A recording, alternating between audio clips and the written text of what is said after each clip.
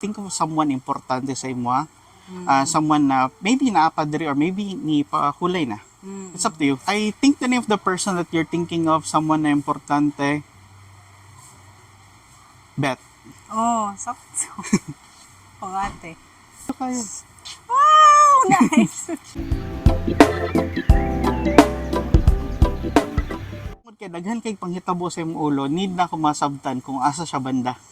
Pwede name, pwede nickname. Okay lang? Can I touch your hand? Ah, yes.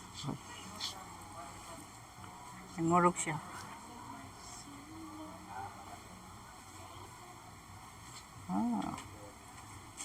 Grabe kag life experience, ha? Grabe kag life experience, and then resilient kay ka. Usahay kapoy na pero mo padayon gyapon kay. Which is mo na ang biggest trait nimo. Oh. Di siya ka ganahan na mong pahulay. Pero usahay need mo mag-relax.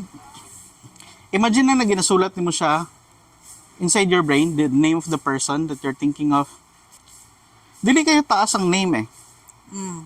I think related siya sa Belen. Na I think duha ka letra dito. Think of the first letter. Is it the letter B? Oo. For some reason, madungog na ako ang Spice Girls, this To Become One na kanta. I think duha ka letra is isara sa kaninga name. Letter E? Okay, relax lang. I think the name of the person that you're thinking of, someone na importante, Beth. Oh, sakto. Pangate. Yung ate. Ito kayo.